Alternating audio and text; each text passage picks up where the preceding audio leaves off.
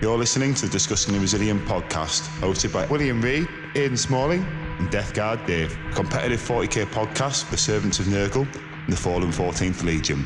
Tactics, meta-analysis, and all things Death Guard.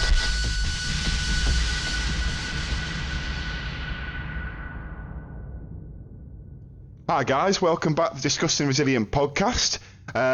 Got the three of us here again, me, Death Guard Dave and Aiden, myself of course being Will. We've got a bit of a different episode this time.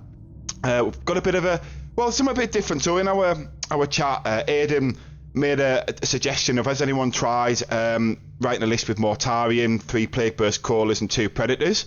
So we thought what we'd do is, me and Dave thought, why don't we set a challenge for ourselves? And what we'll do is we'll start with those units. No one can change those 5, or those 6 units, sorry. And then we'll fill out the list to 2,000 points and, do a live reveal on the podcast, see where we all kind of fall out, see what the changes are, how we sort of went down the different thought process, talk about why we've built that list. And then going from there, we'll sort of expand into the list we've been, looking to sort of run after the ban and status league, because obviously it's a brave new world with Death Guard, a lot of talk online. Some people even murmuring that we might be A tier. So a few people out there. That's it, yes. We've got a bit to discuss, but I suppose, let you two introduce yourselves. Obviously, anything you want to add to the intro before we get going? Go on, Aiden. No, I'm pretty much good to just get going, to be honest. Obviously, I've got an event this weekend, so I've been cooking up some lists. This isn't the list that I'm taking that I'm going to be sharing, just be aware. I don't necessarily think this is the right. I'm not going to sit here and be like, this is the list, but it was just a thought experiment of, hey, what happens if we take all these tanks and morty and let's see what we can do. Okay. Yeah. I think from my side, I would say, just to clarify, it was actually Will that gave us homework. Is what really happened. But Will's clearly the driving force for getting us motivated to get content ready. So it was a good challenge. I think that foundation's pretty big in points, as we'll discuss. So filling out the rest of it, I'm really interested to hear and see what you guys put in, because I think, as I said to you guys just a little bit beforehand, I've tried to give it a different flavour to what I think you guys are going to put in, and then here's where we find out we've all done the same thing. There we go. Yes, I mean, you are right. It's a big chunk of points, and I think like you said, to carry out for the listeners, this isn't like this isn't like isn't a podcast. This isn't a list that we think people will take. Yes, I know it's a massive slip of the tongue there. This isn't a list that we think we'd take to events. Some people might like to. I might. I'm quite serious. I might take this one to my next event. Oh, okay, there we go. So it sounds like you've got something quite spicy then. So I'll tell you what then, Dave. Why don't you roll out the red carpet first, and me and Aiden will share our thoughts, and then see how we compare. All right. I think this I just think it can work. It's more that what I like doing. I'm quite keen, of just taking something. It doesn't have to be the most meta thing I think it is, but like when we were talking about the vehicle meta, and I took all these tanks, I took that to 2 events, to see how it runs. I'm actually really keen to see how this one would run. So we'll go from the top. So the foundation, as we talked about, is going to be Mortarion. It's going to be Typhus. It's going to be 3 Plague Burst Crawlers and 2 Predators. So nice. That's the foundation that we've got. Which Predators? It's a good question. So I thought I've gone Predator Destructors in it. I think when I originally wrote it, I put one of each in, but I think you've got to come down on the side of one or the other. So I've gone for Destructors. They've got the obviously Plague Heavy Bolters on them, a combi weapon, and the Havoc Launcher. So same loadout on both of those guys. Then if we get into the characters, I've taken the Death Guard Sorcerer in Terminator armor. I have taken a Lord of Virulence as my characters. Then we've obviously got Morty and we've got Typhus. And I'll explain why those 2 fit in a moment. If we get into the other data sheets, so here's the big reveal. I've taken no Plague Marines, no Rhino. Ooh. Okay. I've taken 2 units of 10 Cultists. Oh no. No. I know where this is going. I've taken hopefully not. I've taken a unit of 5 Death Shroud. Sorry, 6 Death Shroud, of course. Oh no! And that's you two are on the same list. And that's where the Sorcerer is with. I've then got 3 Plague Burst Crawlers. I've got 1 with Spitters, and that's the one to kind of guard my deployment zone. I've then got 2 with Entropy Cannons. They've obviously got the heavy slugger on all of them. And then I've done 2 units of 20 Poxwalkers, and one of them's got Typhus with them. And then this is going to make you laugh. I've done a 6-man, 6-base unit of Nurglings. Okay, that's spicy. Let me talk you through my insanity. Yeah, go on. This is interesting.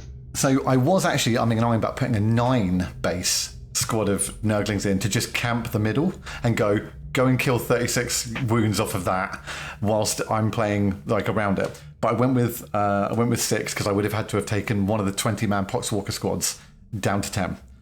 So the thinking is Lord of Virulence to run solo on his own to basically peek out from behind cover, get line of sight to help the Plague Burst Crawlers. Morty obviously to probably to sit middle home or have the Plague Burst Crawlers start within cover or as far away from around to better move to get within 6 of Morty. So we can get all the benefits. The Lord of Virulence can give them +1 to hit, plus ignores cover with his abilities. The Death Shroud and the Death Guard Sorcerer will start in Deep Strike. So they can either come in from or off board, so they can come in at rapid ingress, or can just Deep Strike in if it's my turn first. The 2 units of Cultists are going to be there to basically back up to either move into the middle if the Nurglings infiltrate onto the middle. I think if by putting 6 there, I can actually really cause kind of quite a lot of draw a lot of shooting, and it's basically going to go. You have to concentrate on that first. The unit of Death Guard Cultists can scout move up behind them and get into the middle, so I can immediately go. This list, by the way, I'm thinking cleanse and probably homers. Okay.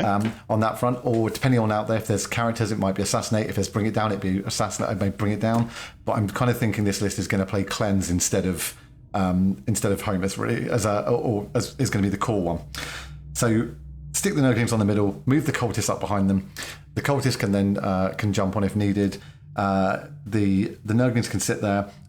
If you're going to move stuff out to shoot my Nurglings off the middle, then I've got so much firepower from our gun line to reach out and hit it. There's 48-inch range all over the board. If it's infantry, it's going to get mortared. If it's elite infantry, it's going to get predated. The Death Shroud are ready to kind of drop in afterwards. And the 2 units of Poxwalkers are basically there to put pressure onto the flanking objectives. So chucking those out, advancing them up. Typhus is sitting with 1. That will probably be for that'll probably be more for the kind of non-natural, so that he can replenish stock from anything in there, plus dump his mortal wounds into anything that's coming that's going to be coming down the flank towards it. The other Poxwalker group can be there to basically move out slowly after a cultist group on the other flank, because if the cultists get taken off a point, I can dump 20 Poxwalkers onto it. Tiny bases, loads of OC, 5 up feel no pain on the point. Plus, if anything kind of comes too near them, they can swamp it after they've made it sticky. So that's kind of the idea with my version of this list, is to basically have much more of a play the gun line properly from the back, rain death on units to put holes in their screening, plus to pick up stuff that they're trying to hold points with, and then basically swamp the kind of points with Poxwalkers, cultists, and 6 Nurglings on the middle. I think it's actually really good concept. And I think that's kind of where I went with this one, was to try and do something which I hoped was a different list to maybe what you guys had done, because if we'd all said the same thing, I think it'd be quite a short podcast. Yeah, very much so. I think that's quite a good point. No, it's interesting. I think the big brick of Nurglings is interesting, because obviously people listening at home, I mean, they are still, OC 0. It doesn't when you make 6 or 9, then they get an extra, OC or anything. But if you just ring off the objective, isn't it? People can't move through them unless they charge. And then if you've got your big brick of Death Shroud as a counter charge unit standing just behind, that's quite a scary sort of, quite a scary prospect. And like you say, if you've got a big gun line that's kind of like peppering their backfield with the Plague Burst Crawler mortars, and then maybe some Predators holding the flank down, and, Morty as well is, he's not the best sometimes in combat, because he's, there's a lot of inruns in the games, and only 5 attacks can be a bit swingy, but he's still no joke at the same time. You still have to respect him. And super tough. I mean, but I really seriously played with the idea of turning that 6 into a 9 and dropping one of those Poxwalker groups down to a 10, because then you've got 36 wounds on the middle with like a 6-up invuln, and if something comes into it, it's -1 to hit in melee if it's an infantry unit. Plus, if you've then got a cultist unit sat behind the wall or whatever next to it, giving off -1/-1, that unit trying to clear them off the middle could be -2 to hit, whilst you're then shooting it, or just falling back and letting the tanks blast whatever's just come into it. I think it could be an interesting idea, or a way to kind of bog up the middle of the board. So 6 might not be enough to do it. It might need a 9 to work really, really well. But 6 is still 24 wins. And I think it can be a real annoyance, because you either have to go, I've got to commit enough to kill it to stop you scoring cleanse on the middle. And if I do that, I've got to bring things out to take it out. If it stays in cover and they let you score it, you can rain fire on it with the mortars. And other bits, so I think it's quite an interesting dilemma. It's a bit like raising the ante in a game of poker, right? You're like, well, come and do something about it. I think it's a really smart list. I think it's very original as well, and I suppose there is. I mean, for example, when you're talking about adding the extra Nurglings, one thing you could maybe look at doing is cutting the Poxwalkers down from a 20 to that, just remove one of the 20 blocks of Poxwalkers. Bump up your Nurglings and then get a third squad of cultists, maybe. But then you've got the extra scream, because the cultists, I mean, no surprise. I've got 2 units of cultists in mind, and maybe Aiden does too. I don't know, but we'll do Aiden's next and see. Because I think in that list you need cheap stuff that can push out and hold objectives. Because when you don't have many points left, you as you've done very sort of ingeniously, you found sort of mission play. Because I think why this is a good sort of like thought process, and why we kind of like jokingly calling it a bit of homework in our chat, is because it's something that shows people the thinking behind why you make a list. This is your core, this is what it does, but then I still need things that do this. And I think, Dave, you've executed that perfectly. You've actually come with a really unique concept, and like I said at the start, I was thinking this is something we might never test, but if you're actually sort of thinking yours is something you want to put on the table, then this this could turn out really interesting. What I'll just add before you jump on is the reason I didn't put in the 3rd unit of cultists, because I think that's a really smart move, Will, and I was really thinking about it. It's just the survivability. The 20-man Poxwalkers with the 5-up Feel No Pain is actually really tough to get rid of. And once again, it's another unit that can just suck up huge amounts of firepower, whereas clearing off 10 cultists is really easy. And having 2 already, I think that's probably enough to give me some mission play whilst Poxwalkers are pushing behind them. But like you said, you trade speed and that scout move and that then another move. It's a big gamble. But I think you make a good point. And again, it's the thought process as to why you've made that decision. Because when I looked at it, I think that'd be an option. But you sort of come with a counterpoint as to why there's potentially a stronger option out there and something to sort of look at differently from that again. I think that's a really good point, because you are right. If you can have these bricks that are really hard to move, and then it makes it so all the firepower is drawn in those bricks, and the gun line, obviously you can outrange people, you can operate with almost impunity because people have to focus on the bricks. So fair play might kill your gun line to the extent if you're just scoring points and beating them, beating because you just stuck up all the primary and things. So I think it's a really smart sort of list and a very different approach. So I think it's genuinely quite impressed, to be honest. I feel like I should have done better with mine.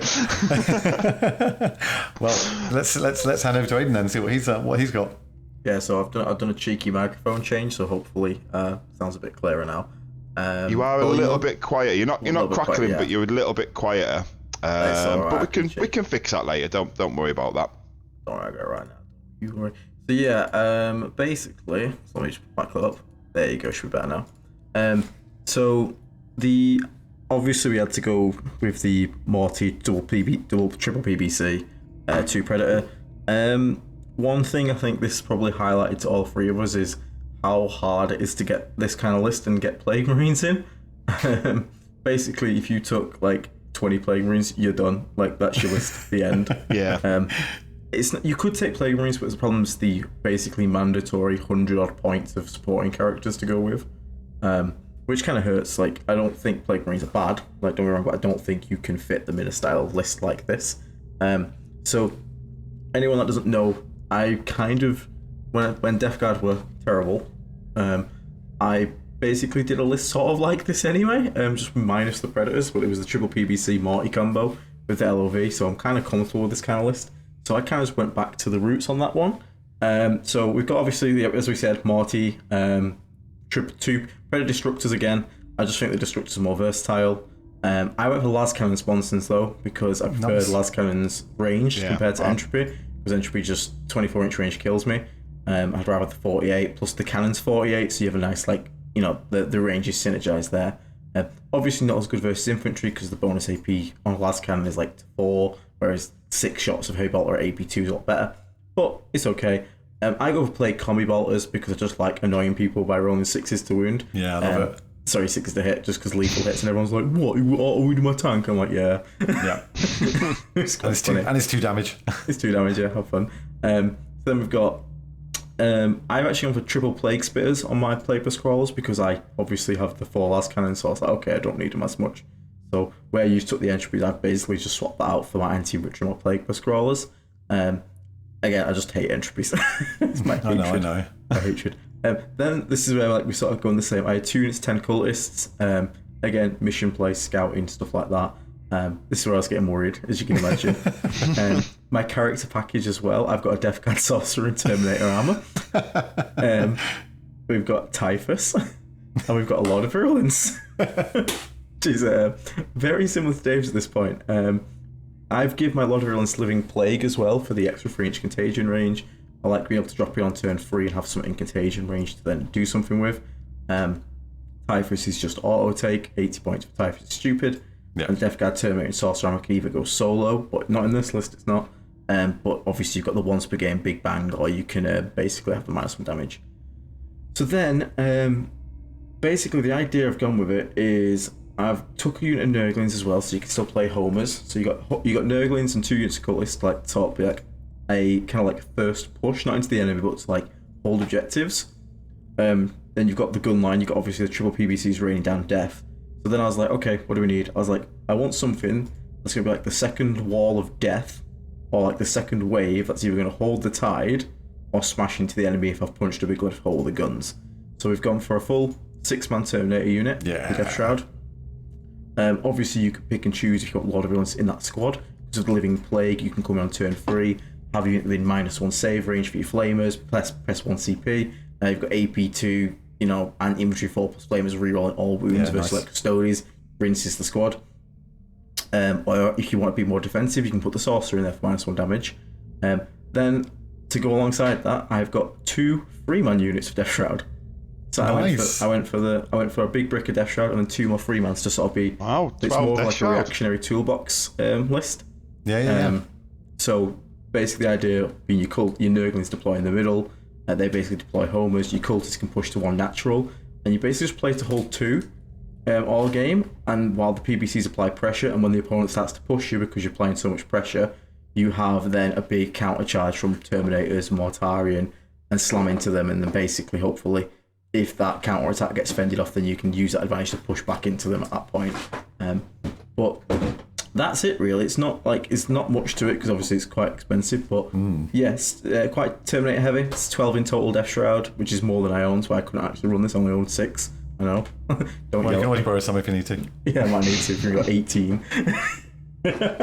But yeah, I just went for the idea of basically trying to maximise the pressure from indirect to make the opponent make something happen, and then trying to punish it because that's kind of how I play anyway. I'm a defensive player, so building around that playstyle is quite. Puts me in a happy place. Like if I'm just making you make bad choices and then I punish your bad choices, that's how I play anyway. Whereas I like Will, for example. Will's a much more aggressive player than I am, hence why he loves carnivores. That's it. See, there is no carnivores in my list, though. I have to say, I did debate putting one in just to put a carnivore in, just because you could. Just to keep the trademark alive. Keep the meme alive. But so no, mine is. Yeah.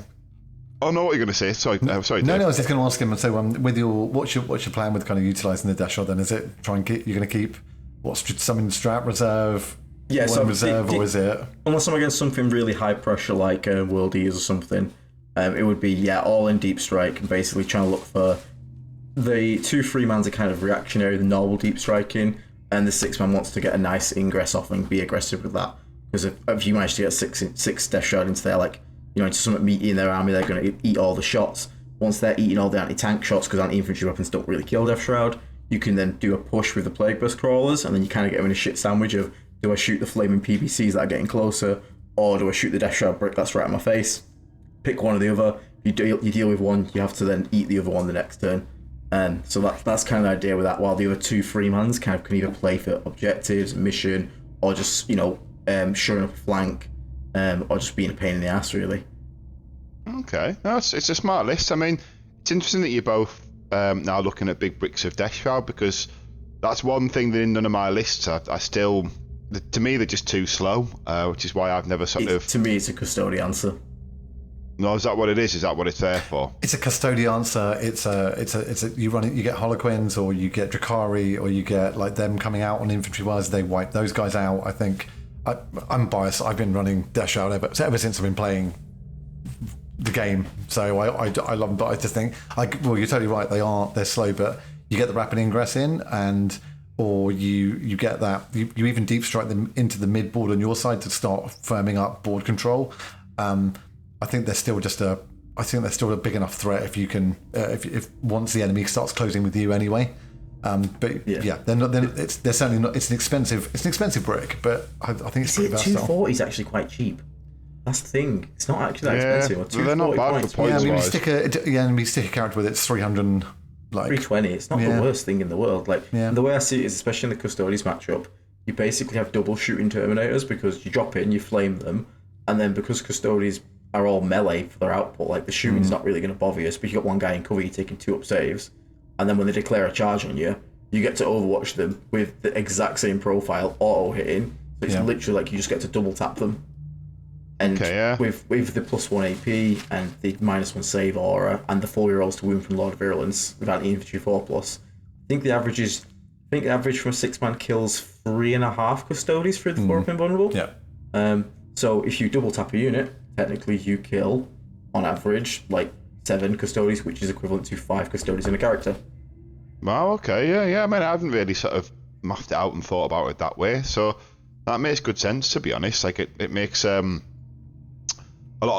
makes a lot of sense. I mean, the way I would deal with Custodes in my not this list I'll run through in a second, but I would deal with it differently. But I think that's sort of, I'll run through mine, because there won't be much to talk about mine, because mine is kind of, as you can imagine, as we can see, there isn't a lot of options. It's closer to Aiden's, but there's a little bit of different. I think mine's probably more the cookie cutter that people would expect. For example, Aiden said he didn't want to put Plague Marines in. I did put Plague Marines in. It's very similar to Aiden's. I'll run through it, and then I'll explain quickly the thought process just to finish off the round table. But then I think that'll lead us nice into the list that we're looking, post date slate, the choice we've made and why. I'm interested to hear how many Plague Marines you've taken, Will, what format that's in. There you go. Well, I mean, I'll tell you what, obviously we've got the obvious at this point. We've got more 2 Predators, 3 Plague Burst Crawlers. I put Spitters on all 3 of my Plague Burst Crawlers. The reason being that I think the Plague Burst Crawlers, in this kind of list, when there isn't a lot of mission playing stuff, the Plague Burst Crawlers are OC4, so I think turn 4, turn 5, you might find your Plague Burst Crawlers are going to drive out and start driving towards objectives to sort of keep the primary alive. Depending on if they've to bring it down and where the bring it down score is, and weighing those against each other. So I think Spitters for me, because the entry cannons, as we kind of alluded to, I think all 3 of us have agreed that they're essential sometimes just because it's a shooting profile that we don't have a lot of in our index, but they are pretty enough. They're just doing 2 shots, hitting on 3s. Yeah, 2 shot range. I'd be alright with the range 10 if it was 36. But 24 is so bad. It's not. It's only an issue on UKTC. One of the ones boards are a lot denser, so 24 is actually fine. GW terrain 24 is fine. WTC 24 is fine, but UKTC there's some angles. UKTC is. Oh god. Yeah, you ain't gonna get me shooting much of them, are you? So I didn't with that. Obviously, best of Plague Burst Crawlers, pretty standard. I also went with 2 Predator Destructors, large cannons in the sponsons, just to make sure that there was answers for vehicles, and then the flat 3 damage auto can. I did debate going through the Predators just because obviously there isn't a lot of anti-tank in the gun line, but the flat 3 damage shooting does add up, and you do sort of put those 5 plus wounds on on tougher targets that are stronger than the sort of strength 9. I also point this out to Dave. If you look at the meta that's upcoming, Custodians hate the Predator auto cannon, flat 3 damage. Necron Doomstalkers toughness 8, so it wins them on freeze. Yeah. So that's really good. And they have a 4-up in 1 anyway, so AP1 is enough. And then flat 3 damage. Raiders are all toughness 8, so again, really good profile into that. Because I think we're going to see a bit of Drakari. I don't think they're actually going to be as good as people think, but we're going to see them. That's for sure. People are definitely going to bring them back out for a bit. Yeah. And Destructor in general just is really good into Marine profiles because, Gravis armors with 3 wounds. Especially at Templars, we've had what they call Sword Brethren. Yeah. They're no invuln, 3 wounds, and 3-up save. So shooting over a Predator Destructor with -1 save, that's -3 at, just killing a flat dude every time, which is pretty freaking wild. It's the Predator Destructor's profile right now is just really good into the game. And, I think we should probably see people adopting it more because it's also 130 points. It's so cheap. Yeah, it is good. I think you guys are probably persuading me to swap out some more spitters on my Plague Burst Crawlers, but I think the Plague Heavy Bolters are still the way to go on the Predator Destructors in the overall mix. I think I like the Plague Heavy Bolters. I think they're both good choices. The only thing is it makes me sad to take the last cannon because I feel like the Plague Heavy Bolter is the special thing of the Death Guard Predator. We get Plague Bolters, and I'm not getting that. Where's my Plague Last cannon? Where's my Plague Last? Yeah. Sorry, go on, Will. No. I think you made some really good points, and a kind of similar thinking to some decisions there. So then the Predators, as we've kind of run through, so Last Cannon, Sponsons, and then Morty's Morty. So those fixed things we kind of know. I think no surprise, Typhus is in there. I mean, at the moment it's hard to write a list without Typhus. I mean, one of the things. Yeah, I was going to say one of the things we should do to sort of make this a bit interactive on YouTube. I can't think of a more point-efficient character across the game than Typhus right now. If anyone can think of it, put it in the comments below when we get this live on YouTube, and I'd be curious to see if there's anything that I haven't thought about. But for 80 points in his profile, what he does, he's just the full package. So good. I know. So we've got Typhus in there.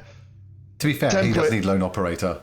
I mean, that's if he had Lone Up and he was still 80 points, he'd be so busted. So busted. Shit. He needs Lone Up and to be 50 points, and then I'd maybe take him. Yeah, he's too expensive. He's still too expensive, DW. But yeah, so Typhus is in there. Then 10 Plague Marines, mainly with combat, except for 2 got spitters. So it's the same 10 Plague Marine loadout I'd take in my other lists. Foul Blight Spawn, and Baldi's Putrefier, and then a Rhino. So that's where the kind of cookie cutter comes in. I think my list is very cookie cutter, I have to say. Then I've got 2 10-man cultist squads just to push out, have things that can kind of push into the board and hold primary. Because I don't really have any hammer combat units apart from the Plague Marines, and they are fragile. I think the cults have to go out first, just sit on the primary as long as they can. Then when someone comes to take the objective by force, then the 10-man Plague Marines come out and then they hopefully try and exist the rest of the game. Here's an interesting thing, Dave, you might know this. I don't know if you know yet, Will. UKTC have actually changed the missions. They have. Oh, and there's no, a I didn't lot know more this. 6 objective There's missions 6 now, objectives all over the place. Which means Cultist Scout on deployment can actually get a double cleanse off turn 1 and double infect off turn 1. Yep. On a lot of missions now, if you get first turn. Have they updated their website, or is it just... Yeah, if you jump on Warhammer-tournaments.com, go to the events, look at the event pack from, I think if you go onto I think any of them should be updated now, but the ITT one, it's updated now, and like Aiden says, there's now 6, there's now, I think 4 of them or 3 of them are 6 objectives. And which is what the other thing Aiden and I were discussing briefly was, if this forces MSU from a lot of armies now to try and cover the objectives and get on them, then it's Plague Burst. It's Plague Burst City all day long. Yeah, okay. We just sit there going, all right, we'll go where you want. Like, we're going to shoot you off. Is there? I mean, obviously, I'll finish with this list, but just while we're on the topic of UKTC terrain, because obviously the people living in America and other parts of the world, the UKTC is the people who run the London Grand Tournament. It's basically they run all the super majors, which is why it's now always UK people winning the ITC, basically. So people know what we're talking about in context. So we're talking about them. Are there any objectives where there's 2 missions? Missions where there's 2 objectives in cover near a deployment zone? Because that makes the Foul Blight Spawn's value go up exponentially. Because the UKTC, I've always felt there's no point in taking more than 1 Foul Blight Spawn, because the second Plague Marine squad might fight first, but there isn't any way you can stand on objective and be in cover, so you just get shot off the board. Yeah, that's my experience.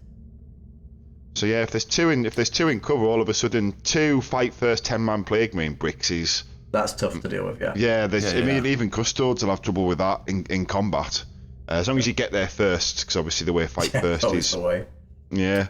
But just to finish the list, there's the two cultist squads we mentioned, 2 3-man Death Shroud squads, to attach with the characters. I do have the Lord of Virulence as well. I did miss that at the start. Just to I think if you're taking PVCs, you have to, because it's such an investment already.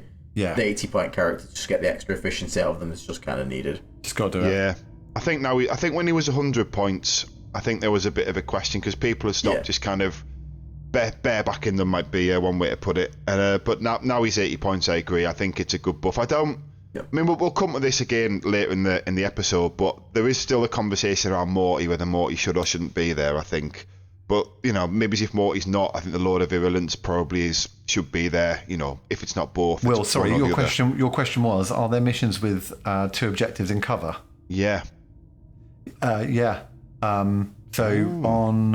I don't know if Aiden, you've got it open as well, but if you go to mission... So I'll describe it a bit, but mission 4, which is going to be Scorched Earth and Hidden Supplies, there are 4 objective markers staggered down the middle between the 2 diagonal deployment zones, and the natural top is behind a medium L. There's a small L in the middle which you can be on and behind the wall, and your home objective is inside the big L. Right. That's actually quite the mix-up. Yeah, they've and interestingly, the opponent can do obviously exactly the same, but across the gap in the middle, there is the shortest point. 1, 2, 3, 4, about 6 inches. And to be on that point, that's behind the small L in the middle, you've pretty much got to be within engagement range from the other side of the wall. Okay. Like it'd be real close. Like you might just be able to tow on, but you're going to be sticking out the far end of the cover, I think. I'm gonna have to scrutinise these a bit then, because that might change build options quite a lot. It's worth having a look. Yeah. Okay. Because the thinking was why I've got the 10-man in here is kind of, I think anyone who's played Death Guard recently knows. I mean, if you put 10 men behind cover and the opponent doesn't have outer line of sight shooting where they can just pick them off from range, it's very hard to move them in combat. I mean, I've played against Custodes and I've whiffed the rolls and whatever. If anything lives, like say for example Custodes in combat, and they live through the 10-man plague marines, which a lot of the times they won't, but if they do live through, they just do pick them up in response. But as long as you get to swing first, it's like offense is your best defense kind of thing, where you swing first, you kill it. Take that risk. Yeah. Because if you knacker that unit's offensive output, then often if there's not enough of it coming back, you're going to lose a few, but you are going to get to hit again. So I think you're right. Yeah, you want to try and damage that unit as quickly as possible. Yeah, I mean the good thing with them is so good players isn't always the best term. So use experienced players, but experience in a game like Warhammer, where knowing the rules, is often the same thing. Like experienced players will either like respect them and know not to charge them and kind of be scared and leave that objective alone until it's like crunch time and the game's going to come down to it. Or inexperienced players will underestimate the plague marines, charge them, and then sort of trade badly onto a point or lose a unit that they weren't expecting or could have avoided if they'd because even when you tell people sometimes what to do, people sort of underestimate, because it's like what's 10 marine guys. Yeah. What could they do? Exactly. Yeah. So that's why I put them there, because I just think that 1 10-man unit can sometimes be the same as 3, maybe even 4 5-man units, and you don't have to move it, it's quite static. And then just a squad of Nurglings, and I think I said 2 squads of Death Shroud as well, so attached to Typhus and the Lord of Virulence, just to sort of come in, drop in and kind of play the corner. So mine feels very simple, very cookie cutter. I feel like it's probably lowest common denominator, sort of, smash the things that are good. Did you say 2 rhinos, by the way? Just one. Just one, okay. Yeah. So it's, one rhino, 10 plague marines, the 2 characters that go with them, and then Nurglings, cultists to play the mission, and then just some characters to sort of buff the plague marines or the shooting in the plague burst crawlers. And then Typhus, of course, is the one who'll drop in and try and sort of like, rapid ingress into something, either, flame a unit that's in cover or try and get a charge off. But I mean, I think that is probably a nice point to sort of lead into sort of, the lists that we've been running. I mean, obviously, Aiden, just quickly before we do that. Yeah, of course. Because that was quite a little interesting thought experiment. I'm wondering if maybe, if people leave feedback, maybe the YouTube members could like sort of pick as a template. So like we just did them in the multi-paper scrolls. Maybe we have some madman out there who's like, hey, help me make horde work. I want no vehicles allowed, all infantry. Like, and then we can see what we all three of us make again. And we'll come back to it. Do you know what? Let's open up even further. So if someone's listening to this and they think they can do better, put your list in the comments below, and we'll have a look. And one of the three of us, I'm sure, will be online to sort of read it, because gets people involved, and sort of it might be that someone out there can school us and go, you idiots, how did you not see this list? This is the one. So this plays back as well, right? Is that even with that limited amount of points left, what is it? It's like 970 points or something left, or whatever. We keep coming back to this. Our army has got the capability to. You could put 3 drones in there for like 270. You could, so did I. You could stick. There's a lot of options. I mean, I had Chaos Spawn in here at one point. I was like, I'm going to chuck cultists, poxwalkers, and as much spawn, trash as I can get, and just throw. Yeah, exactly. I'm just going to flood the board with trash and then mortar everything else, and rain autocannon, which I think could work as well. So I think it's I think it's a good point. Well, let's see what people can come up with. But I do like Aiden's idea as well of saying, if you've got a type of army you want us to have a look at, that we could we'll all come up with one and then go, this is what we think that looks like. Give you some inspiration.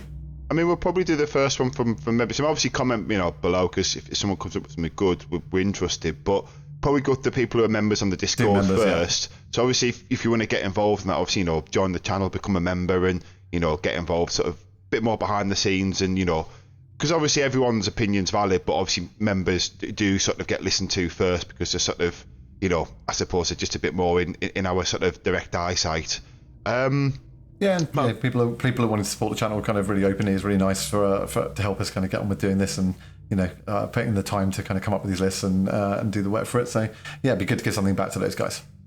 Yeah, so I mean, of the three of us, I've been trying to find a local event, because I think at the moment my next event, because the event Aiden's playing at the weekend, I'm TO, and it's run by our team. So I'm not. Aiden, watch out for that guy.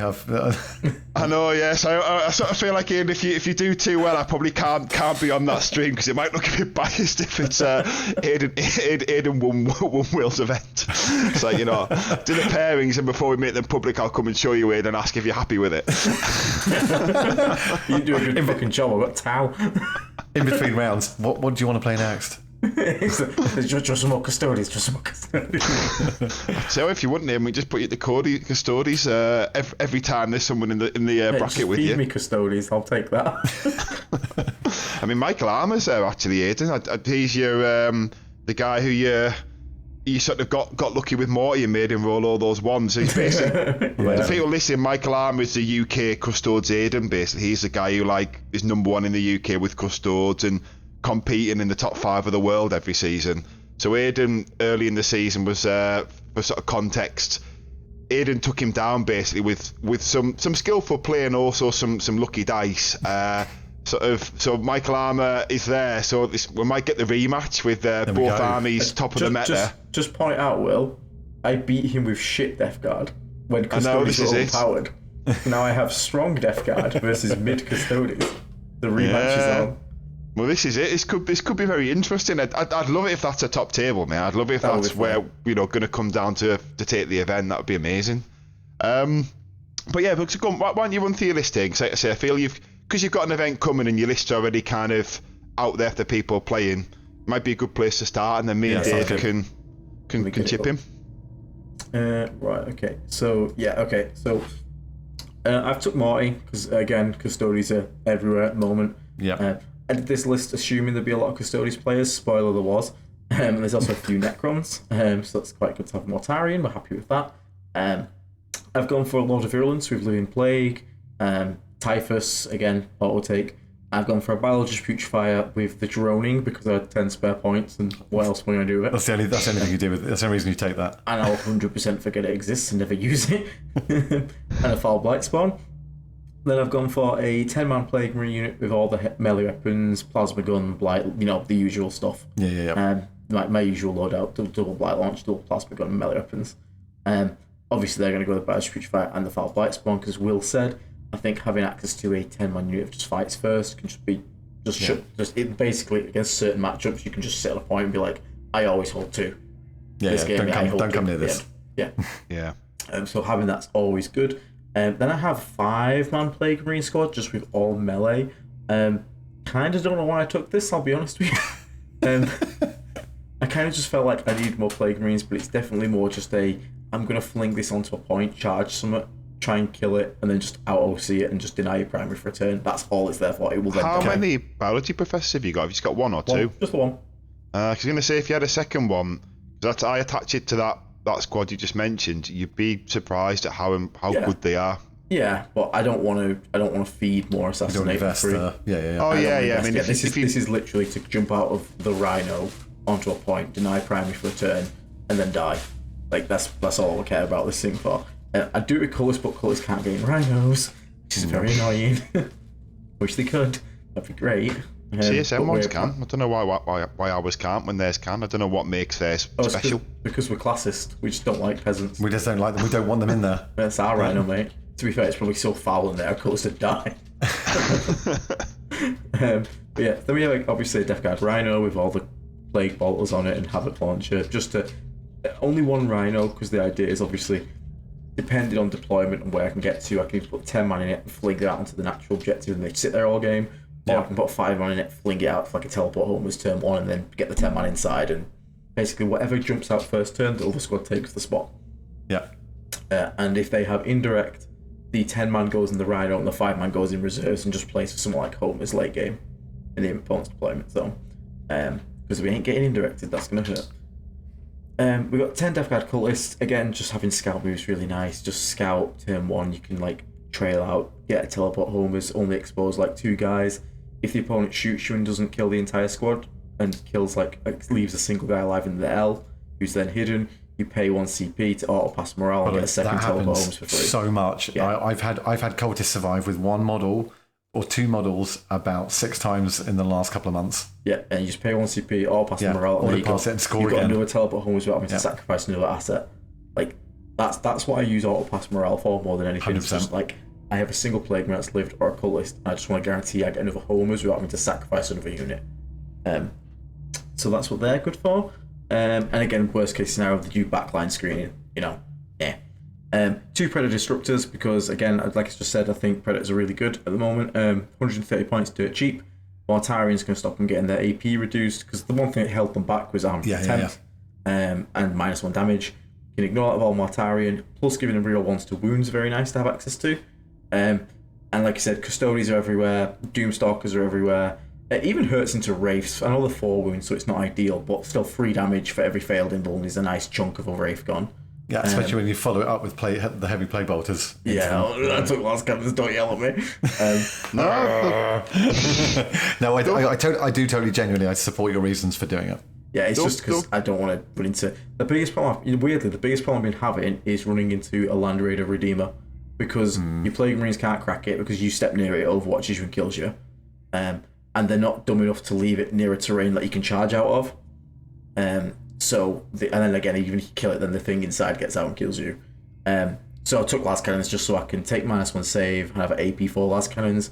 Worst case scenario, we put Boil Blight, ignore cover, can't get armor attempted, you drop in Land Raiders to 6s to save. So just nice to have access to 4 last cannons. I was going to say, don't forget the turret's rapid fire. That rapid fire 6 within, rapid fire 2, so 6 shots within 24 inches. It makes a difference, Sometimes, when you're just sort of looking to get you call it chip damage, but it's flat 3 damage. I've picked up War Dogs a couple of times with that autocannon in half range. And the real 1 to wound just helps all those shots get extra efficiency. So I think right now for 130 points, they're priced to move. They're really, really 100%. Good. As long as you don't expose them ridiculously, but even if you lose them, there's chances are the thing that picks them up, if you manage to return pick it up, you've probably not made a loss. Yeah. So I'm quite happy with them. 2 Predator Structures. Then we got a 6-man unit of Death Shroud. This again is an anti-Custodies, anti-Wraith, because Wraiths have cryptex that give them the infantry keywords, so you get to flamer them, which is really nice. Against Custodians, as I said before, take -1 save, pop the strat for +1 AP. You've got like 8d6 wounded on 4s, full rerolls to wound. At AP2 ignores cover. Have fun with that.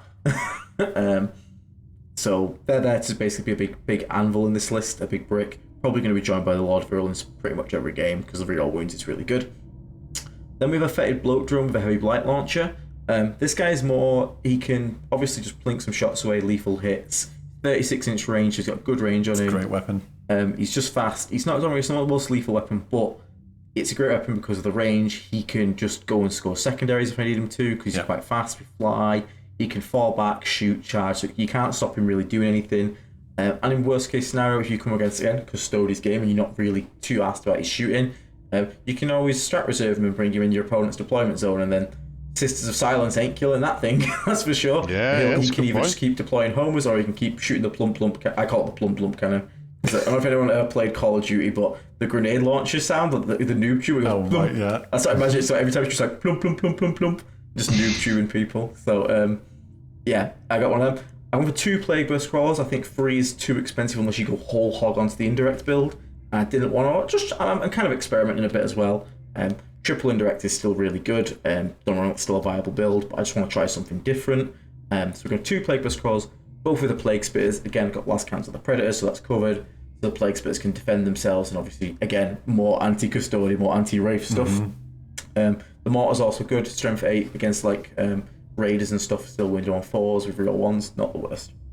And then we had enough points to get in a single unit of Nurglings who is there for, obviously, if there's a good terrain. Glasshammer's a bit iffy on teleport homer terrain.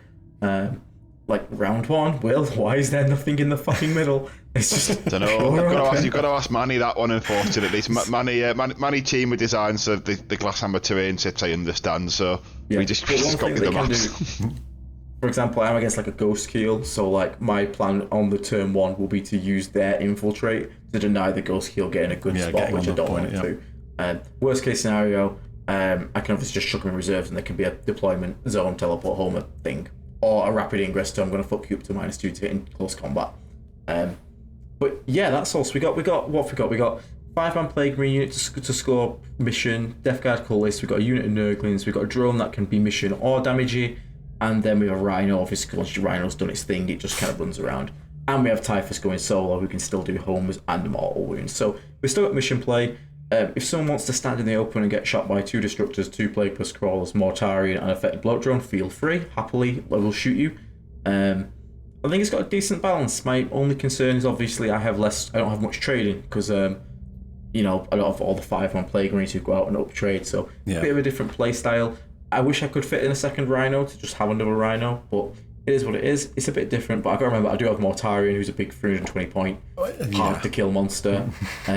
But I don't think I can be as passive as I normally would be with Mortarion in this list. I think I have to be like more of a midfield threat rather than like the backliner that he used to be. But I'm looking forward to it. Like I said, Tau turn 1, round 1. We'll see how it goes. He's only got the big Crisis Brick, a Riptide, 2 broadsides that can really threaten Mortarion. Broadsides only move 5, so I'm hoping it's Dawn of War I can just kind of dance around that. And then the Riptide is only strength 9. It's only strength 8, sorry, that thing. It's got good damage, AP 4 damage, but it's going to struggle to wound Morty. It's also the broadsides, if he moves, this is where it gets quite interesting, right? Because you could use Morty as bait, right? To go, you want to bring your broadsides out to get line of sight. Well, I've now got 48-inch autocannons to blow those off the table. And Morty can probably tank it fairly well. So it's quite interesting when you're then either we'll get rid of that or he's coming towards you. Yeah, he has got Tetras, which I'm going to use my indirect probably to try and kill.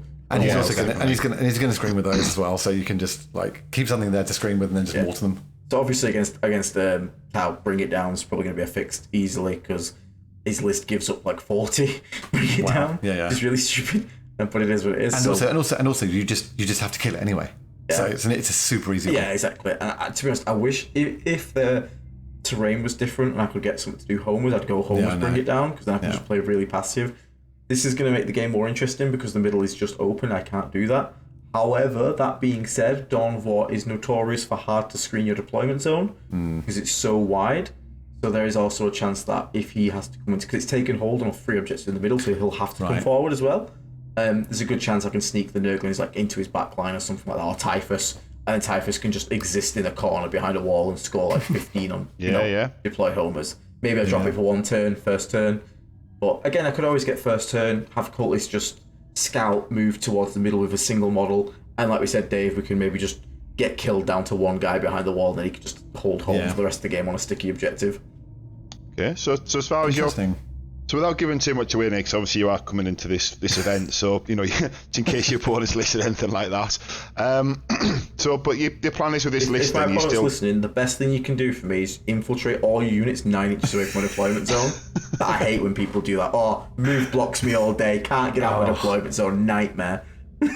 There you go, yeah. Death Guard are terrible at close range, everyone knows that. We're not good in melee, and we're not good at close range shooting. Yeah, if you want to shoot me, you get bonuses for being inside contagion range. Just remember that. Yeah. So you're still looking to take fixed secondaries then with your list building concepts, and you're still building lists around that idea. Yeah, but kill secondary is a lot more appealing than cleanse because I don't have as many guys to chuck out. Homers is still just probably locked in. But tactical or fixed is more of a question. But man, I just hate tactical so much because you have those games where genuinely, like normally I say don't blame dice, don't blame anything, but you can genuinely get games where you just don't draw anything. Like you draw all the good bad shit and it just never stops, and then you finally get 1 good card and it's like, cool, I've got 4 points, and your opponent's literally gone, I've got all the good cards turn 1 to 4, and they've scored everything. You're like, cool. The tactical card that I hate to see the most is investigate signals. Yeah. Because I'm just like, by the time that turns out, like it's probably turn 3, and it's taken me 2 turns of moving to get into position to hold properly, like the mid board and the back. It's like, can you please now put your units, of which you need 4 of them, in the most inconvenient places possible for a small and you army. don't have anything that's fast enough to get wholly within 9 at this point of the corners, so throw it away. I always get 4 or 6 on that, but my list is very different from yours, I think, though. Yeah, you've got stuff that you always got like carnivores and things can move fast, and bits. I'm like, me, I don't take any of that a lot. Yeah. But I mean, I think the thing with cards, the one that I always find annoying is the one where someone has to take your home field objective.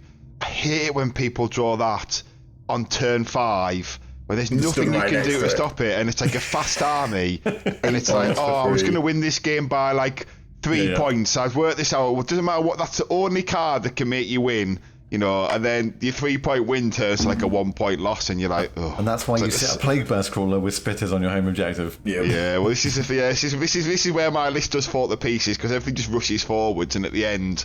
Sometimes it's like, sometimes I've not even got any units on my home field. So sometimes just hoping that I've done enough. But yeah, so that's the card that gets me. It's happened to be twice that in different events, and it's. So you've submitted your list, right? It's locked in. Yeah, it's locked in. I can't change it. Is there anything right now though, like looking at it, that you'd be like, I wish I'd changed that for something else? Probably the 5-man Plague Marine squad. And what for? Like another drone or something, maybe, or either a drone or drop the droning and take 2 more like cultists on another squad of Nurglings plus another squad of cultists. Oh yeah. My biggest fear though, is the reason I wanted the 5-man Plague Marines is because if I run into something like Chaos Knights with just lots of Havoc launchers, cultists just die to that. Yeah, whereas Plague Marines don't, so they can actually hold like your home and be alright. But Matt. Are they actually ever going to fix indirect? Like we're seeing now, like sorry to go on a tangent here, but Guard are now like the big dog of the army that are winning events because they're all just still spamming indirect. They just move to the next indirect, the Forge World ones, and like, can we just get like I love Plague Plus crawlers. Plague Plus crawlers are silly. Like indirect is silly, but I 100% understand that if you have a unit that can rack up infinite value from behind a wall that can't get shot. Surprise, guys, it turns out those units are really fucking good. It turns out people take lots of those. Yeah, and guess what? When you don't have that and your opponent is shooting you and there's nothing you can do about it except run into the open and get shot harder... by the rest of their stuff. Yeah, it turns out that's not a very good player experience. So, GW, can you please actually just... Because no one has... I've never heard of this issue where people have been like, you know what? Indirect was really fun decision. No, Indirect has been ass always. Everyone hates Indirect. I get the thematics. I get, like, yes, in real life we have artillery, but at least make it like hit on 6s, maybe 5s at best with a spotter, but it can't get any better than that no matter what. But as it stands, it's you're just totally like, right, but the problem is if you do that to it, is then nobody takes it. Yeah. I would rather have that at this point. I'm fine with the Plagueburst Crawler being used as a main battle tank. Like, I will use that with line of sight, that's fine. Well, one of my mates suggested some of this. I hadn't thought about the indirect. I thought it was really clever. It's harsh because it kind of invalidates people's model collections. But you know what they did with the old buggy spam when they said you can only take one of each buggy? If they did that with indirect, if it's got an indirect gun, then you can only take one of that profile, or one of that unit, which I think would make it fair for gameplay, but it definitely invalidates a lot of people's collections. Like a lot of guard players would be very sad. That. At the moment they legended all of the tanks and the contemptors and stuff, I had to sell a massive amount of models because I just couldn't use them anymore, and I didn't want to have them just to sit around. I had a incredibly painted Death Guard Legion falchion with the twin volcano cannon on it and the laser destroyers on it, and I took it to LVO last year and it was hilarious, and it was one of my most prized models. And then when it all got legended, I found someone who loves Death Guard as well and sold it to them. But I know it's more of a meta unit, but I have my double Volcon Contemptor. I had 3 of those so much. I had every weapon option for it, all painted, magnetized and everything. So had to get rid of all of them. Leviathans, had to get rid of them. Terrax drill, not gone. Oh yeah, I've got a couple of Terrax drills still. Sorry, we shouldn't. This isn't about lamenting what we've lost in the past. We've got in some sad music. Remember where? No, I think it sounds really interesting. Can I just share with you guys the list that I took to club on? I was going to say, Dave. I mean, let's go through. So is this what you would take to a tournament now? No. So I think I would take the list that I did for our homework. But let me share with you the list. Okay. So this is because we were talking about Morty and we were talking about Morty lists again. I took a Morty list to club on Friday, and I played Imperial Knights. I played three big knights, and then I think 4 smaller ones. Yeah. And so it's a randomizer, so I didn't know what I was going to get, so I didn't build this for that. But I just was like, I'm going to put Morty. Point out the game was over before it began. He took 7 knights. 7. Yeah, I know. And I did say, the guy, we had a really fun game with a guy called James, and he is much more of a casual player. But I did, and so we used it as quite a good coaching game. And I did say to him, look, what you've got to remember is you don't want to be using your models to hold points. So you need to think about playing probably engage. I've got some stuff to bring it down. So you've got lots of big knights, so you want to be looking at that anyway. I basically started with Morty, and I was like, what is a Morty list that is not Plagueburst Crawlers, because we're doing homework for that, and what's a kind of slightly crazy list to take. So I took Biology Putrifier, Foul Blightspawn, Mortarian, that was characters. I took seven Plague Marines, and as I always do, I kit them out all melee. I never take shooting, I know you guys do. So the 2 characters are with that. They're all in a Rhino. Then 1 unit of Cultists, 2 Land Raiders, and in each Land Raider is 6 Death Shroud. Nice. Okay. And then 2 Blight Drones, 1 with a Flesh Mower, 1 with Heavy Blight Launcher, 20-man Poxwalker unit, and then 2 units of 3 Nurglings.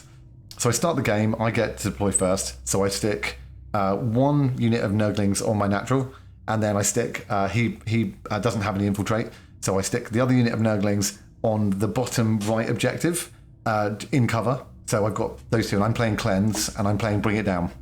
So the Nurglings are both positioned out of line of sight, and we're playing. Sorry, the name escapes me. Is it Search and Destroy? The Quarters deployment. Yeah. So we're playing that. So I'm in the bottom little L and the top, and I'm behind the wall of the top little L with 2 lots of Nurglings. I then stick the Land Raiders, like 1 that can only move literally up and slightly to a corner because the UKTC train blocks it. Yeah, not anymore. I know, and I've got 1 at the bottom that I can move out. And so I get to go first as well. So I push the bottom Land Raider out. I advance a drone on to support the Nurglings at the bottom. Score Cleanse off both of those. Tuck the Cultists in behind the wall in the middle, and then park the Land Raider up move the other one at the bottom, and get 2 of them to shoot one of his big knights immediately with 8 las cannons. Nice. Plus, I get the Death Shroud out turn 1 from the top Land Raider, so they're sat there now as another target. Yeah. I get the big knight down to about 4 wounds, and it's the big one with the sword. Oh yeah. So he spent. I get it down to like 4 wounds, whatever. He spends a CP and takes it off the table. And then I'm on both points. I cleanse on both, and the Land Raiders are both in a kind of position, and the bottom one's position, so the cover is making it. You can't shoot it with anything. He then moves up, shoots the Death Shroud, doesn't kill any of them because it turns out that a lot of their guns are AP1. So I'm getting cover. So I'm getting 2 up saves on the Death Shroud. I've Cloud of Flies them as well, and I Cloud of Flies the Land Raider, so it's -1 to hit. The bottom of it is tucked around a corner, so it's getting cover. And he brings some of the units forward. You smoke the Raider and Cloud of Flies. Yeah. So in my next turn, I'm getting I'm scoring cleanse again on both the Nurgling units because they're still alive. He's charged 2 of the War Dogs. Sorry, I called them War Dogs. That really upset him. The Armigers, into the Death Shroud, and the Death Shroud tanked all the attacks. I lost 2 of them. So in my hit back, I kill one of them outright, and then the next turn, I basically flame it. Because it's a vehicle, I shoot into combat with it, blow it off the table. I'm talking to him about overkilling. I'm like, make sure things die to the way. And you've got 7 models on the table, so every model you lose. Even if it's an Armiger and I'm firing las cannons into it and I'm putting a whole Land Raiders into it, if that's gone, you've now got to score with something else. So basically that kind of work. The Death Shroud get out of the bottom one, they charge into an autocannon Armiger and pick that up. The Death Shroud in the middle move onto the middle point. Both the Land Raiders are still alive. They shoot another one of the big knights and take it off the table. The big one comes down. That gets picked up by I think the heavy blight drone shooting and flamers from the Death Shroud because I rolled a load of 6s, and the combi weapon and the havoc launcher off of the Rhino. Just chip damage. Finished off the small amount of wings. Out of curiosity, did you go -1 save or -1? I went -1 save. So the bolters, like 6 to wound lethal hit, take a 4 up. Because by that point I'd pushed stuff into the middle to get in contact with him, so everything was getting additional AP. With the effective version of additional AP, and the Death Shroud were just mullering stuff. And now obviously that was a very specific setup, but I mean even in casual game that game ended 100 to 38, I think it was. Wow. But it was but like I said, it was a more of a casual kind of play.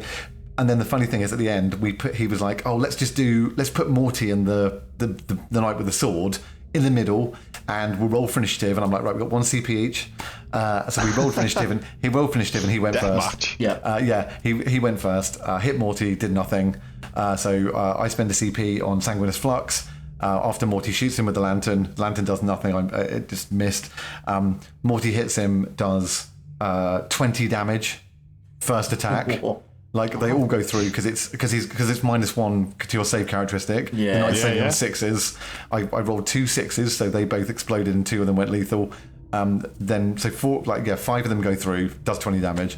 It's got 4 wounds left. Next turn, the knight goes first again, takes 4 wounds off Morty. Morty hits back, does another 12. So it was kind of even in that kind of knights matchup, actually Morty can still hurt. In melee, our guys are still good even into the kind of that kind of stuff. But it was an interesting list, and it made me go actually the Land Raiders stuck around all game. They tanked loads of damage. I really want to try a Land Raider. They were really fun. The las cannons plus the heavy bolters plus the havoc launchers plus the combi weapon from both of them was actually a load of fire. Dropping Death Shroud out, using Assault Ramp with Death Shroud is a lot of fun, guys. And getting that extra 3 inches and then getting that small charge. And they're just safe in there. It's not like being in a Rhino. They're in a T12 model. 2 up save. Basically, 2 up save recovery is effectively a 4 up invulnerable against most things. Do you still rate the Death Shroud without any character support? That's the thing I've always, because I don't run them enough, you see, so I don't really have much. You still got 7d6 anti-infantry 4-up flamers. You've still got 24 attacks hitting on 2s, lethals on 6s. So at strength 8, you're making someone -1 toughness. You're getting -1 to their save characteristic. You can flame into combat in your shooting phase. You can rapid ingress them. They're still good, and you're basically playing Custodian's Club, right? You're playing 4-ups against anything big. Yeah. And if you've got cover and something's shooting you with AP1, you're saving on 2s. And they're 3 wins. Like they're still super tough. So it was an extreme edition, but I think it was just another fun kind of example of making a Death Guard list that's even more different to everything we've talked about tonight. Yeah, I think that's one of the things is just like right now, like, well, there's obviously going to be a build will come out. There's always the build. 100%. But I think because the one thing we have to remember is there was a poll actually. I think it was All Specs Tactics did one recently, and it was about like how people actually play competitive compared to just casually. The competitive is like 5%. So like, even people listening to this podcast, they might be like competitive minded, or there's probably a lot of players that are just casuals. Like, just understand like Death Guard's in such a good internal balance spot and a good balance spot in general to the meta. Like, we talk about like what we think is gonna be the best list and all that, but genuinely like most things you make at the moment are pretty damn solid, and you'll be able to have fun with. You can definitely have fun with it, and you can get success with it. The only real way you can actually hurt your list is by taking a Plague Surgeon, but none of you are stupid enough to do that. I knew it was coming. We've addressed this many times. We have covered that in the Profiles of Decay episode 2. We did cover that, didn't we? In the short, yeah, we did. We will talk about him at some point. Yeah, and I think also just that mindset thing is a really interesting thing to talk about. And I think we've discussed that what we'll probably do is at some point do an episode on if you're about to go to a tournament, like if it's your first one, what to think about and be. What I would say is, I can approach that one as a TO and sort of that'd be really cool. That'd be really cool from that side. I think I want to say is that you might be, or you might class yourself as a casual player, but that doesn't mean that you're not suitable to play at a tournament, or that got even that you've got a proper competitive mindset. If you can put a list together and you can learn it, and you know how it works, you're probably more of a competitive player than you kind of think you are, because that's fundamentally what it comes down to. The best way to summarise your first tournament, if you enjoy playing 40k, win or lose, you enjoy an enjoyable experience with friends. That and times 5 in a weekend, if that sounds good to you, go to a tournament. And like Aiden said as well, is if you can, with Death Guard, you can give somebody a game, right? Even if you don't win that game, and it's your you can. Most of our army can give most other armies a game of 40k. Yeah. You're not going to get stamped into the floor like at one point where we were at one point. But that's not going to happen anymore. So you can quite comfortably play and have a good game. Yeah, because my list is dramatically different from you both. I mean, anyone listening to my solo series will already have an idea. So I played a teams tournament recently. I'm not going to do a solo series on it because it was a teams tournament where our team wasn't really taking it very seriously, and I used it as a bit of an experiment to form a beginning opinion on Morty. For me, I don't think Morty, as much as I actually continued with him after everyone else dropped him because I used him as sort of like to start the trades and he was a bit of a hammer, but I had a couple of times in this game I just remembered what he can be like when he just falls down in turn 1, because as Aiden alluded to, his list, you sometimes have to play a bit aggressive with him, and if you don't go first you can sometimes just lose 300 points of your army just for nothing. So I went back to my previous list. The last one I talked about on the my last solo series was basically it's 30 Plague Marines, 4 squads of 5, 2 with all combat weapons, 3 Bologist Putrefiers, 2 of which attached to the 5-mans or with combat weapons, 1 10-man, mainly with combat weapons apart from 2 with spitters, and the other 5-mans are like universal. 1 squad of cultists, you can play cards, you can take the middle. 2 squads of Nurglings, very simply, so in the Vortan matchup you can just screen deployment, pin them in, kind of, stop them getting their advances, same with World Eaters. Also you can just drop them in a part of the board, they just throw units to score points. 3 Carnivores, funnily enough, and 3 Predator Destructors. That's your trademark. It is in this edition, and it's my thing, that. So continue with that. And then I had a Plague Burst Core that was sitting on the home field. I had to fit points because the list did go up with points. It went up like 70 points or something. It basically works if I drop the Plague Burst Core out, I get 85 points left, and Typhus comes in. I was going to put a Beast of Nurglings. I did think a Beast of Nurglings might synergise with the list better, because he can hold the home field by being tough, or he can pop in a corner. But Typhus is so good that and I've played it, and I had a game against Custodes. I drew terrible cards, as Aiden said. It can happen. I think my first 2 turns I got 4 points or something, and he had a full. We played when you get 15 on prime. He had a full turn of that. Yeah. But I took the a contagion where you reduce OC by 1 against him, and I didn't kill very much of his army, but come the end of the game, we actually thought I'd won by 2 points. I managed to claw it back because I just took to the primary. But then we realised at the end, Trajan's got Morty's rules, so as I shut down Trajan's squad to give them less OC than I had, actually that hadn't happened and he had 1. But it plays differently though. It just swarms the board. It's just loads of units. It's everywhere all at once. It gives people target priority issues, and it just sucks up the primary. So just following on from what these two guys have said, it's just a different way to play. I try play burst crawlers, and I just don't enjoy them, if I'm honest. Like I find that they don't kill what I want them to kill, and just sort of watching them chip away. I understand that, sometimes you don't need to kill it. If you leave, say, Systems of Silence on one model, that means they've got to send something back, because next turn it's kind of making them have to sort of think and break their own game plan. But for me, I'd rather just run at things and try and smash them to pieces. That's fair. But that's the thing, isn't it? This is the thing to people listening. Like, net listing will only get you so far sometimes. Like, sometimes you have to understand yourself as a player. Like, right there, Will wouldn't do well with like one of my weird toolboxy defensive lists, but I can't play carnivores for shit. I can't play the Liam VSL list. I despise. I hate it. I can't play it. That's the one I like the look of. But this is backing up Aiden's point about what works for us as players and what we like and what the flexibility in the army is.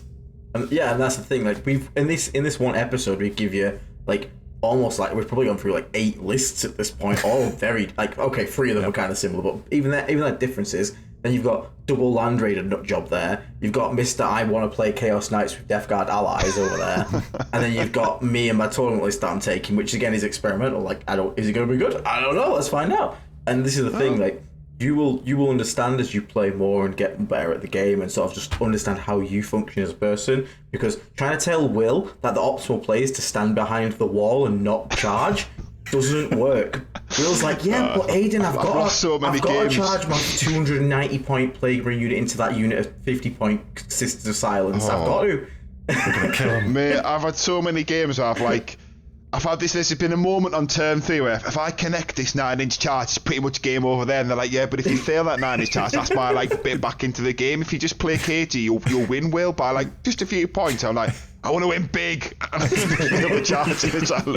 then lose the game. So that's my thing, where I have to learn to spot those moments. It almost kind of pull myself back and go, I would win, but I don't need to. And just try and think, what would Aiden do? Well, I had the opposite though, because when I played Mike at the RTT and he was playing Grey Knights, I was playing my usual defensive thing, but really what I just fucking ran Morty at him. He's got nothing that can hurt Morty. And I was playing engaging defensive, that's me normally, whereas I actually needed to channel my inner will and just run at people. Well, that's what that double Land Raider list. So what I did was I always play with my opponents. I take UKTC terrain, and I get them to roll a dice for what round we're going to play, right? And what I was hoping for with this was Dawn of War, right? Because what I really wanted to do with this list was charge straight turn 1, Morty flanked by 2 Land Raiders at them in a straight line, and just go, what do you want to kill? And then if you kill it, there's 12 wounds there, there's T12 there, there's T12 there, and there's T12 there. What are you gonna target prioritize out of those 3 coming at you? I just wanted to see what it would do, but I ended up picking he rolled a dice. And I was like, great, we're in a position where one Land Raider can't get out of the deployment zone, and the other one has to skirt around the flank. But I think that's a problem with Land Raiders. But not anymore. But like you said though, right? This was the other thing I dropped into the VT chat when they were all talking about the new UKTC mission maps is. They've grown some of the gaps to 6 inches, which means a Land Raider now fits through. Oh, that's good because double Raider matter incoming. Because I was scarred by my decision to take a Land Raider to an event with dense boards, which still I don't know why I thought that was going to be a clever idea. So I've just I've lost all faith in them now. But I know yourself and a few other people like Sam Boardman, for example, we had a while ago. He's a good friend of ours. He lives and dies by them, but it just doesn't do it for me. Yeah. They do look fun. I'll never try one. I need to try one. They look really fun. But I mean, there's a couple of topics maybe to touch on before we go, and then we can try and sort of call this around the hour and a half mark for ourselves and also the people listening. I don't have too much time, So we might have to sort of wrap this up and leave it for the next episode. That's all right. Well, why don't you tee up what you want us to have a look at, and then we can. Well, yeah, okay, we can come back. It's basically just with Death Guard being 80, it was just a sort of, do we agree or disagree, basically? I mean, it sounds like from the discussion we've had, we agree. I don't think they're as close to S tier as some people seem to think. No, the weird thing. Yeah, the weird thing that I keep finding is odd, because obviously Liam VSL, who I was talking to these guys, I might try and get on to do an interview with. It's weird that people still talk about his list, whereas to me that's the one that's gone up the most points and is the most. I thought that was the one that would be over now, and it would be back to play burst crawlers. But when I was saying to these guys, I did tot it up and put it in the battle scribe, and if you do drop either our brigand, one of the characters, so probably the second Foul Blight Spawn, or a Plague Burst Caller. So one of a Brigand or a Plague Burst Caller and one of the characters, and then Brigand Typhus, it does drop below 2,000 points, and on paper that still might function. So I'm curious to see if that continues as what the elite players consider being the meta build in terms of your Fireside podcast and Art of War, these kind of channels which are consistently still talking about that list as being what they assume is going to be Death Guard. So I mean, but maybe that's something we can pick up on a different episode. Maybe it's even, like I say, I'll try and get Liam on to talk about it. The other thing I was going to say was just more yay or nay, but maybe that's the next episode if we haven't sort of covered it already. That's a large discussion, yeah. And also, why don't we also get people in the comments below this one to say more to yay or nay, just as a quick response to that. Just on the tiering, I can see us in A tier at the moment, but we're not an easy A tier, I would say. I still think this army, like we said, it's got so many builds, and there isn't a one turnkey tier A smash army, right? Like there was for Eldar, like there was for CSM. There was a clear blueprint which you take that and you kill everything. There's a Necron, take this, and they're a bit more flexible actually. Saying that there's variations with it. So I think with us, and Aiden, I think you said it earlier, someone will hit upon the list that is probably the most efficient. I probably won't run that because I don't like taking whatever the meta thing is. I'm like, I want to play. I want to play the messing around with stuff, but I think we are in the A tier. I think you're gonna have to play the right kind of game. Yeah, I agree that we're A tier. I don't think we're S tier. I don't think Death Guard can ever be S tier unless it was actually broken, because it lacks tools that armies that generally are S tier, like mobility. It's just not fast enough. Yeah, it's not fast enough. That one thing stops us being S tier. Yeah, the thing is, Death Guard, and the reason I like Death Guard, and the reason I think Death Guard is a fair army, is Death Guard is an army with defined strength and defined weaknesses. And the defined weaknesses, I'm hoping, it sounds really dumb because I should want it, but I don't want it. I don't want to see us get a detachment when our codex comes out, which is you can teleport everything detachment, or the Vanguard, because it's not Death Guard. Like it's not us. For those of you who can't see this because it's a podcast, Will just literally was like he was eating the best cake in the world just then. At the end of the turn, you can pick up to 3 Death Shroud units and put them back in Deep Strike. Like that would be stupid. But again, that probably would make us S tier. Don't start teasing me with Death Shroud. If Death Shroud can do it, then I'm all in. No, behave, boys. But I think I think it's definitely. I don't think it's an army that you can just pick up and just do well with instantly, because you have to understand the limitations of it. Again, you don't get, as Death Guard, it's not common that you get a get out of jail free card. Like, you have Warp Spiders and you're like, I've just drawn Investigate Signals. Cool, I'll just flick a jump 24 inches and just do it. Death Guard, you're like, cool, I moved 4 inches. I didn't have anything set up to do it. I fucked it. Whereas, like, with Death Guard, like, that's why we talk about fixed plans and stuff like that. You have to sort of know the pace that you play the army at, the sort of, like, ranges that you have, and when to, like, as we said, put the pedal down, will style, or when to put the brakes on. And there are other armies that can do either or and still have, like, okay, I've gone for this silly charge, it hasn't paid off. I'm now going to get counter charged, but it's okay because I got my 1 CP, move 6 away when someone comes near me. We don't have that. So, like, you are as honest as it comes, as bread and butter as it comes. And I think that's the one thing that stops it being S tier, because S tier armies genuinely aren't honest armies. They're genuinely like, ha, my trap card, you bitch. By the way, my intro to every opponent, when I talk about it, I'm like, do you know Death Guards? And then they either say yes or no. And the other thing I always say to everyone is, just so you know, I have no fallback and charge. Like unless I've got blind, but I'm like usually with all my lists, I'm like, I have no movement shenanigans. I can't pick anything up. I can't put anything back into deep strike. I've got no advance and charge. I've got no. It's like, I exist. None of that. Like, so you're basically playing with like none of the tricks and tools. Whatever's on the card, that's what you've got. Yeah, you're like, I can't do any of this, but I guarantee you, if you come within 9 inches, I will kill you. I'll smash you. Yeah, it's like that. That's Death Guard in a nutshell. No, I think that's a very good summary, and I think I think as we progress, after this balanced data set, and there's been some more weeks for tournament play, I think the list diversity is probably going to shine more with us than anyone else, because I think we do just have a just build options all over the place. I mean, I can't think of another army that has the build options we do. Maybe Eldar, because Eldar just has such a deep codex, and I think there's going to be a lot of experimentation with Eldar over these coming weeks, because the other sort of internet hype seems to be that Eldar aren't dead. They're reinventing themselves. Yeah, and then they're going to come back as just a symbol. X, there you go. That's what they're going to be called. Point the X. But yeah, I mean, it's probably a really good place to leave it. I think we've covered all the bases, and I think the sort of signing off thing from myself at least is it's a brave new world. Death Guard are in a fantastic spot, and obviously tournament data is going to come in and sort of either back it up, and also when we see who's winning and what the lists look like, hopefully there'll be. Well, I expect there'll be a lot more list diversity between our faction and maybe some of the other ones that are a bit more cookie cutter. But I don't know if you guys have got anything to add or anything you want to sort of sign up with. I know you guys have got things to plug. So just on that topic, don't get too caught up in tournament stats. They can be wrong as well, especially when we're in a position where we are, where it's not as cook. Like, there's other armies that have already, like Necrons, for example, because they've got no changes. They've already identified the build, and people will just go and play that build. Because we're in such an experimental bit now where everyone's trying out all this, Morty list, PBC list. Our win rate's going to take a nosedive because people are figuring stuff out.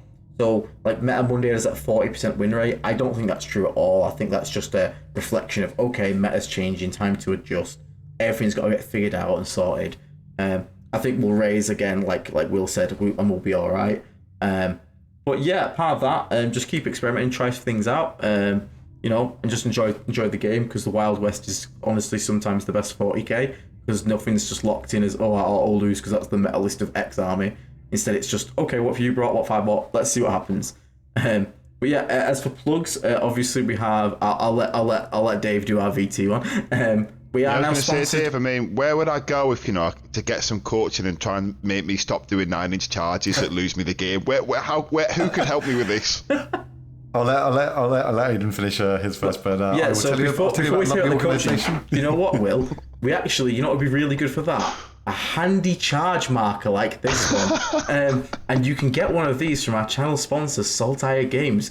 And there is a link in the description with code Nurgle, and if you use that for their store, you get 10% off these glorious measuring sticks that you can use to make sure you measure that charge correctly and don't take unnecessary risks, Will.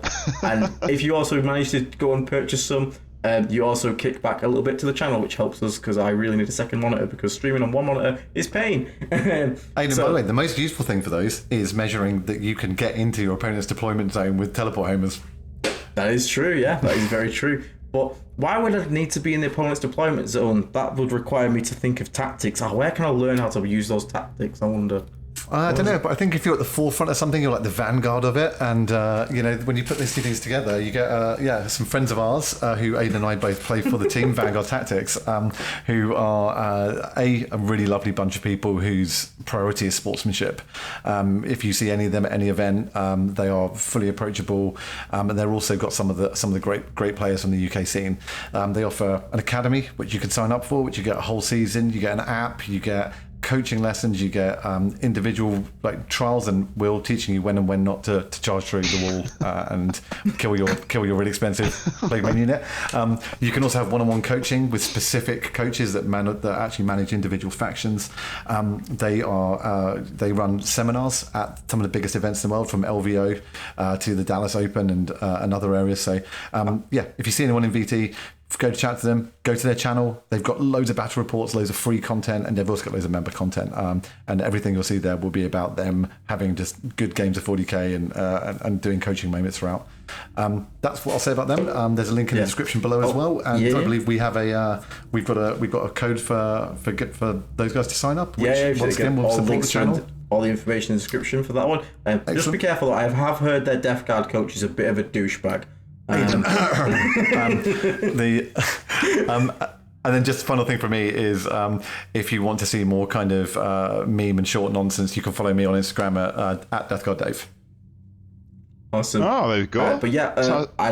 Stay tuned to the channel. We obviously got upcoming content. I'm going to have another Assembly to Annihilation later this week. So it's going to be, the guys are actually helping on this one. We're going to try and make 1k lists built from the Combat Patrol box. So like we did here, we're going to have probably 3 different ideas. So we're going to take Combat Patrol box and hopefully give the newbies to the army and the hobby an idea of how they can expand their collection in a productive way that doesn't focus too hard on competitive, but definitely focus on getting some of those good core units that we think would make your games enjoyable and teach you all the different phases.